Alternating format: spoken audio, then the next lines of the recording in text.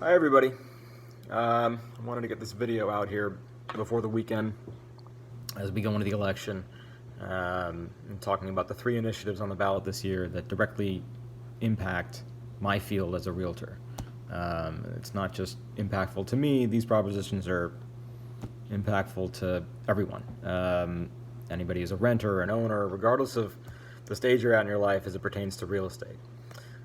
There are three props that are related to real estate in particular, and those are 15, 19, and 21. Probably going to focus more on 15 and 19. 21's not likely to pass, but we'll get there. All right, so Prop 15, to understand what Prop 15 is going to do, it's important to understand Prop 13. Prop 13 was passed in 1978, essentially to allow folks to stay in their existing homes despite the rising costs within the housing market around them. And basically, regardless of what type of property you buy, your property taxes will increase with the price index, but no more than 2% per year. And there will be a reassessment of the property to current market value. There won't be a reassessment until it's sold. So what Prop 15 is proposing is to amend Prop 13, and it's going to create what they call a split roll. What that means is that all residential properties will continue to enjoy Prop 13. If it's a 800 square foot house in West Hollywood or the 250 unit building next door, it won't be touched. And this also includes all agricultural land, and so farms aren't going to be impacted either. The amendment comes when you're talking about commercial and industrial properties, which will, if it passes, then be reassessed to current market value and then taxed accordingly. For mixed-use properties, the commercial parts will be reassessed and the residential will not. And there's an exemption for those that own less than $3 million of commercial land in California, which seems like sort of a complex thing that may be difficult to figure out, especially if they're, in different counties and things like that. The truth is, this entire initiative, if passed, would be a pretty incredible undertaking. Having to reassess all the commercial and industrial property in the state would be wildly expensive. The other issue is if this measure passes, it actually would have an impact on the actual value of the same properties that it's going after, because the new taxes that are associated with it, with the passage of the prop, would devalue that property in the first place. Now, this would generate a lot of revenue for the state going forward, but the downside is that its potential impact on small businesses all over the state would be potentially catastrophic. A lot of small businesses in California have triple net leases, which allow the owner of the property to pass along the property taxes. So if the landlords are facing a tax increase, they're gonna toss that down to the tenants. And obviously with COVID, a lot of businesses are in a lot of trouble anyway, and you're going to throw an added tax on top of that, they just won't be able to withstand it.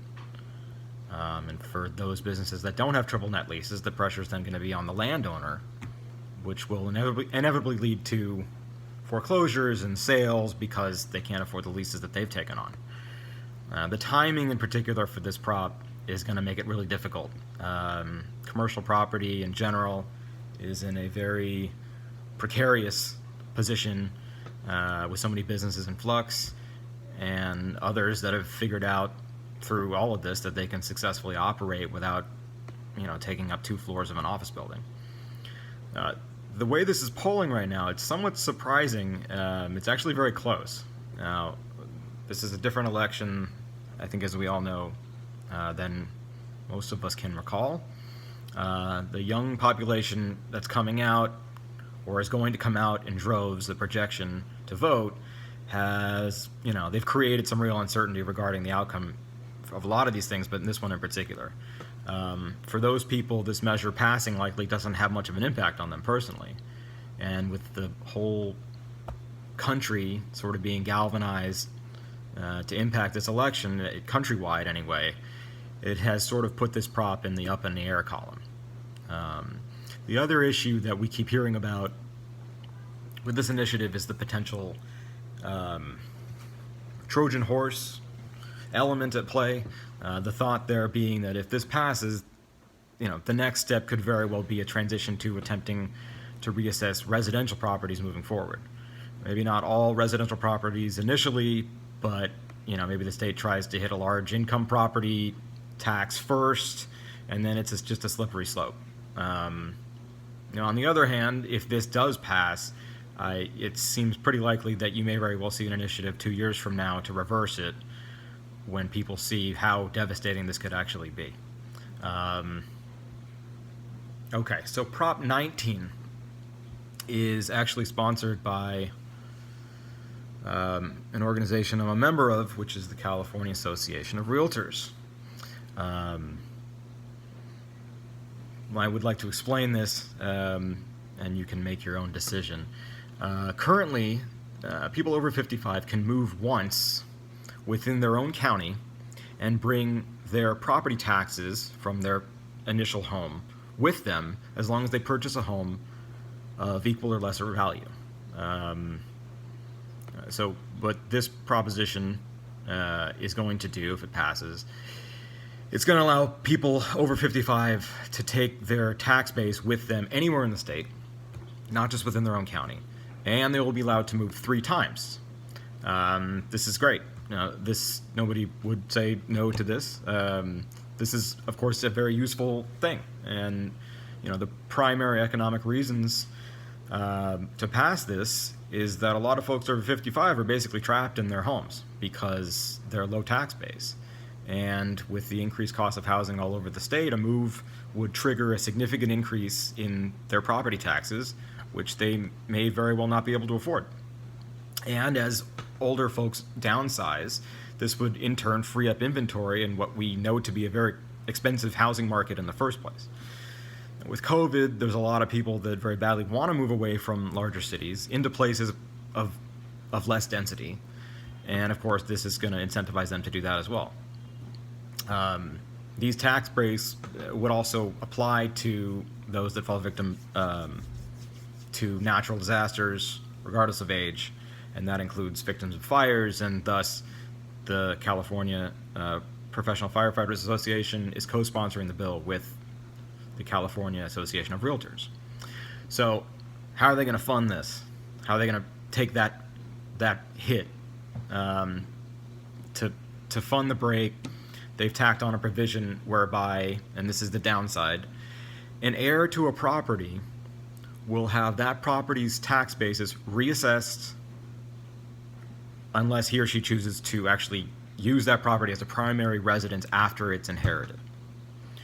Now, that goes for any kind of property. Residential doesn't matter. Now, clearly, that is a sticking point for a lot of people. If for no other reason than it's more than reasonable for heirs to do whatever they want with their inherited property without suffering any kind of a punitive reassessment. Now, clearly, all of this is good news for realtors because it's going to create more home sales on both ends. And of course, that's why we're sponsoring it in the first place. There was an example given in an LA Times article a while back.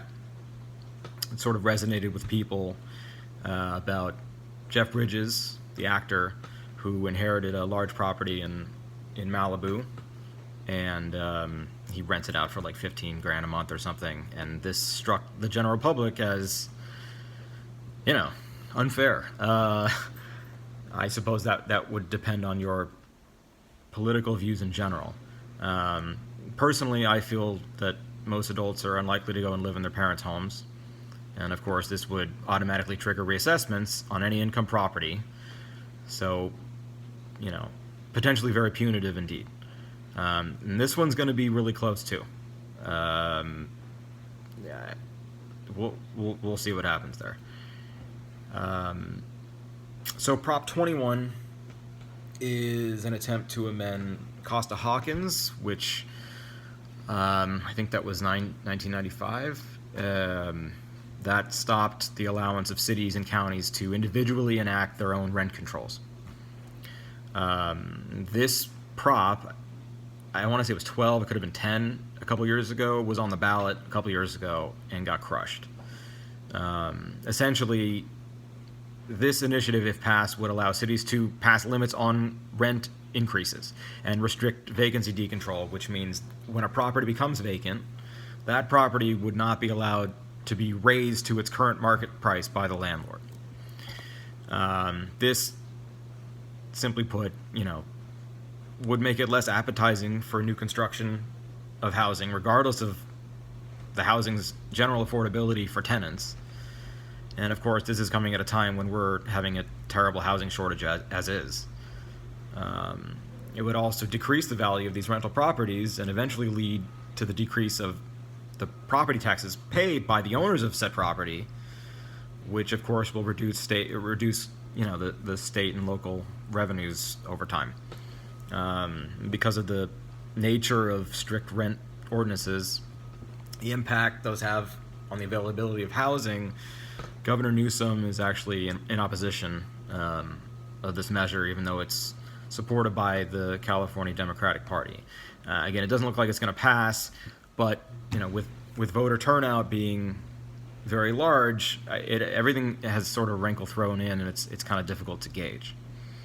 So those are the three props that are on the ballot the next week that are related to real estate, and thought I'd give you guys a bit of a cheat sheet as it was, and you can share this with anybody you like, and yeah, go out and vote. Okay, thanks for listening.